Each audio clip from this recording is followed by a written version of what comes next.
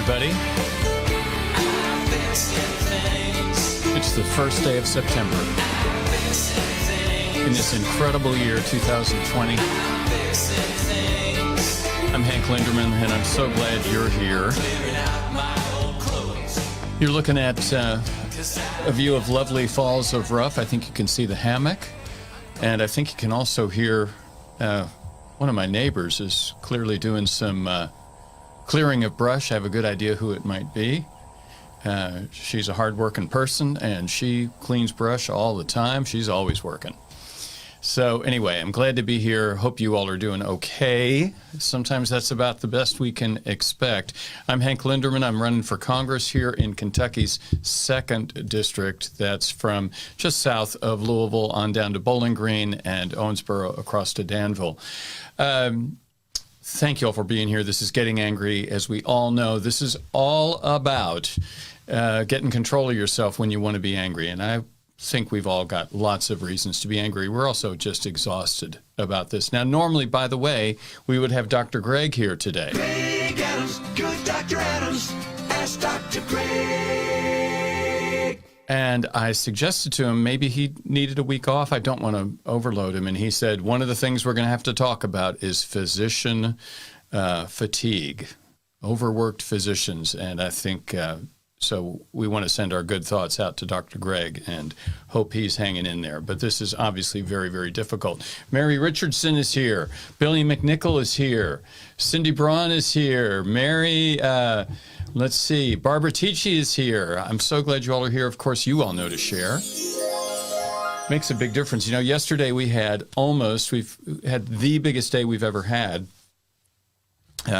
With our guest, Dewey Bunnell. And, you know, we had some technical problems that were created just a whole wrestling match, but it worked. And we had something like just short of 10,000 people so far have looked in on that video. So that's a wonderful thing. That's why it's important to share. Now, we don't have anything so exciting today, but I thought I would tell you a story or two. I was thinking maybe I could tell you and Jim Porter's here. Jim knows to share. I thought maybe I could tell you a story about Jerry and Dewey, about America, but I'm having trouble thinking of one of the ones that's, you know, there are a lot of stories about Jerry and Dewey, and they have been just so very good to me. So I'm going to think about a story that I could tell. I could tell a little bit of a Carl Wilson story. Carl, of course, was the one of the singers in the Beach Boys, the brother to Brian Wilson. Carl has unfortunately passed away, but he was with us in Omaha, Nebraska, and he was the source of the "you're going to have to work on Sunday." I didn't explain that story very well. The idea was I was going to help do Jerry and Dewey's record, which is called Hourglass, and it's released on American Gramophone Records. And to do it, we went to Omaha, Nebraska. And in the middle of that, Carl Wilson showed up. He flew out. He had plenty of air miles or whatever, and stayed at the house. We were staying at a farmhouse. It was really cold. I think it was kind of normal for them, but at 2 or 3 in the afternoon, the high would be 3 degrees and lots of snow, and it was quite a thing. And anyway, Carl showed up, but before we started working, we all went when Jerry and Dewey and I got there. I can't remember exactly. I'm sure we flew, but we went to a grocery store and picked up sundries and stuff. And Jerry and Dewey sat me down and said, very seriously, they gave me a list of things. We're going to start at this time of day, and we'll do this and this, and we'll organize this and this. And Hank, we don't work on Sundays. So I took that very seriously. And so when Carl showed up and made the comment about, oh, you're using that Mitsubishi digital machine. Have you had any trouble with it? And, of course, the next day or so we had trouble, and Carl had already left, and we had erased Carl's vocals on one of the songs, on the bridge of one of the songs. And so that's the genesis of me having to go back to Jerry and Dewey and say, and you're going to have to work on Sundays. And they howled at me. Very nice guys. Let's get to work. Let's do some of our homework. have to look at these numbers as always. Look at this. We are virtually at 188,000 deaths, and only 512 added yesterday. I just don't know what to say about that. It's a bit disappointing. That's an understatement, because we have decided not to do anything about it, and it's getting kind of old. Anyway, let's go on and look at the states. Here's the top states. I did look, by the way, because we have folks. We have folks who are from South Dakota. I think, Cindy, are you the one who's from South Dakota telling us about the impact? Unfortunately, South Dakota's numbers are really not getting posted. They were empty for today or for yesterday. So, this just continues to go on and on. This is an interesting statistic because this is now new COVID cases per day. And look, India has more COVID cases per day than the United States. They're the new number one for that. So I want you all to understand we have not dealt with this virus quite yet. There's still quite a ways to go, and oh my goodness, just terrible. Now, there's some election news that I want you to be aware of, and let's start with this related to the military. Apparently, the military is looking like they're going to vote for Joe Biden. So this is from the Military Times, and this is the Military Times poll. The latest Military Times poll shows a continued decline in active duty service members' views of President Donald Trump and a slight but significant preference for former Vice President Joe Biden. Why is it significant? And that'll get explained here in a moment. This appears to undercut claims from the president that his support among military members is strong. The Military Times polls have seen a steady drop in troops' opinion of the commander-in-chief since his election 4 years ago. In the latest results, nearly half of the respondents, 49.9%, had an unfavorable view of the president, compared with about 38% who had a favorable. And of those 49.9, let's just call it 50, easier to keep track of, and there's a reason for that. You'll see in a second. 42% of the 50 said they strongly disapprove of Trump's time in office. Now, even with that steady decline, Trump's popularity in the poll remains better than former President Barack Obama. Obama had a 36% favorable and a 52% unfavorable. So 2 points different. President Trump is still 2 points different. And still, the dipping popularity among troops could be a problem. Among active duty service members surveyed in the poll, 41% said that they would vote for Biden. Only 37% said they plan to vote to re-elect Trump. Now, here's why this is important. About 40% of the troops surveyed identified as Republican or Libertarian. 16% identified as Democrats. And 44% were independent. So in the past, the military normally has a strong Republican bent. So the idea that Trump is now the Republican and we're seeing Joe Biden in the lead, this is very, very significant. Let's see. It's fair to say that Trump is not as popular as Republican nominees have been in the past, said Pete Feaver, a White House advisor to former President George W. Bush. The bottom line is that in 2020, Trump can't be claiming to have overwhelming support. But the president claims he's been good for the military and that they're grateful. This shows this is not the case with all of the military. Anyway, I think that that's a fascinating development here at this stage of the election.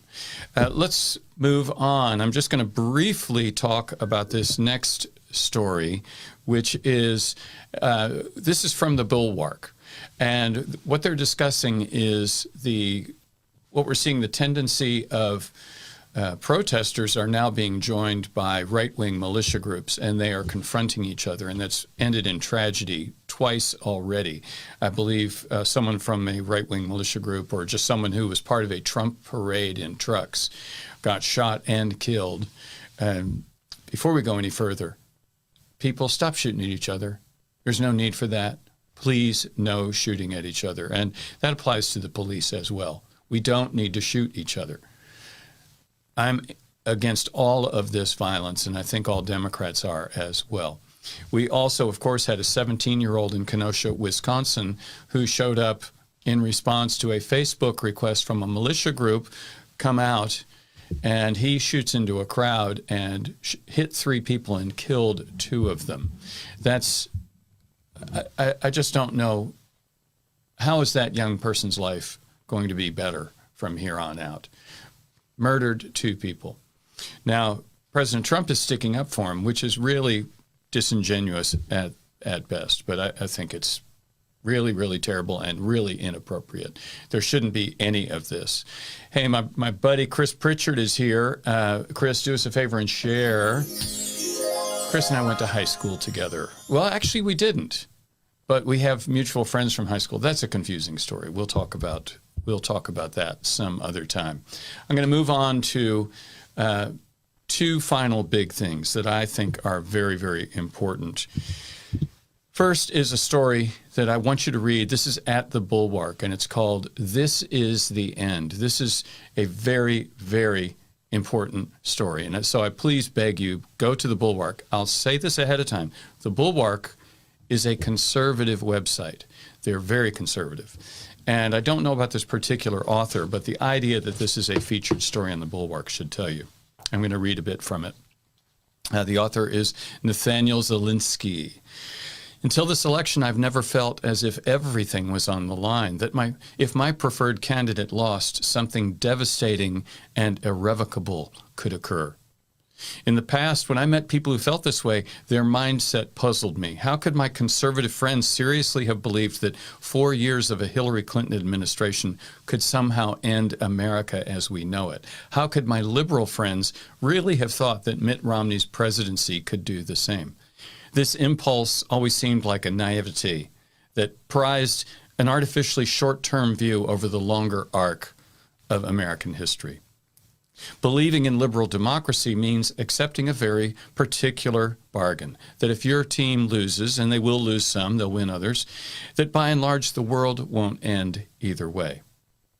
And yet this time, I can't shake the feeling that this election has us on a looming precipice that's pretty important, historic even. I have a sense that if Donald Trump wins, the American project as we know it will not fully recover. The republic will limp along some pale echo of former glory, but it won't ever fulfill the promise of offering, quote, the last best hope of earth, end quote. Now, this author, Mr. Zelinsky, goes into why is it that this time is different. He says the reason's actually pretty simple. After being acquitted in the Senate, Donald Trump has fully internalized just how much the American constitutional order runs on the honor system.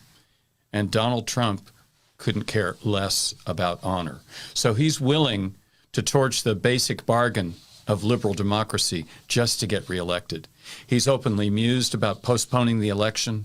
He'd like to defund the post office to prevent people from voting by mail. This would disenfranchise a lot of Americans. He said over and over the election is rigged against him. He's refused to say that he will accept a loss. He's figured out that although he can't use the military domestically, he can deploy various federal law enforcement agencies to assault protesters. He's toyed with the idea that Kamala Harris can't legally run for office. Of course, that's not true. He's dismissed the intelligence community's conclusions that Russia is interfering in this election on his behalf. Actually, they already have, according to this writer. Put it another way, Trump finally knows that he really does have a free hand to do whatever he likes because 40% of the country will support him whether or not it's legal. And his responses to breaking the law have devolved from dissembling evasions or shaky rationales into quite literally what his chief of staff just said, nobody cares.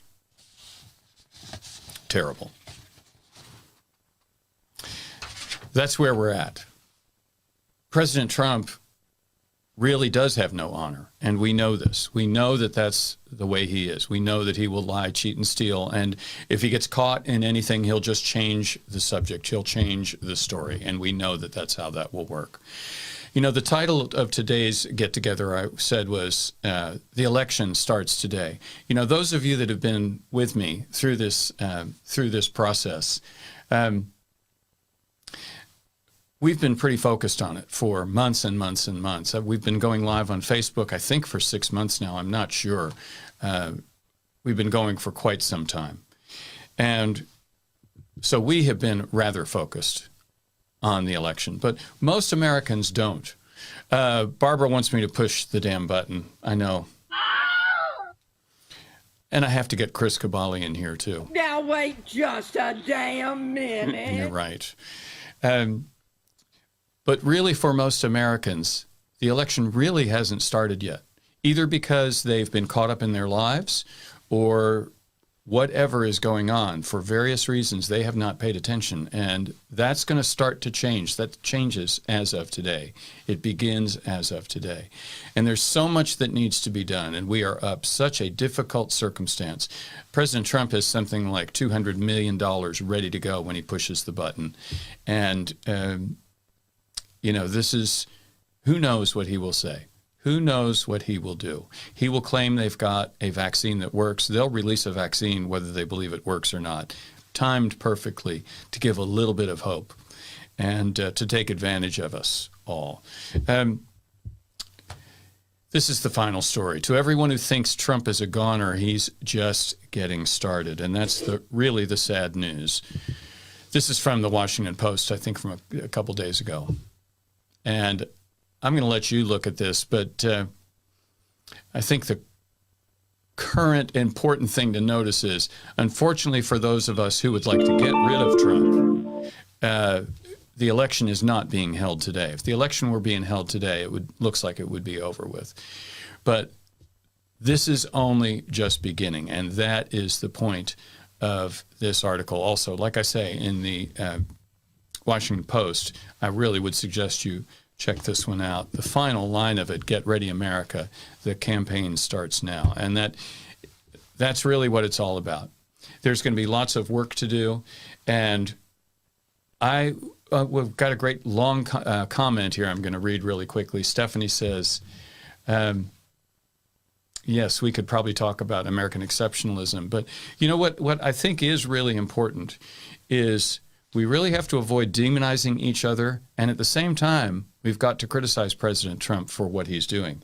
Then again, with some people, there is no reaching them, and it's not worth your time to attempt to. But it is worth your time to go out and go door to door. By the way, we've just approved door hangers.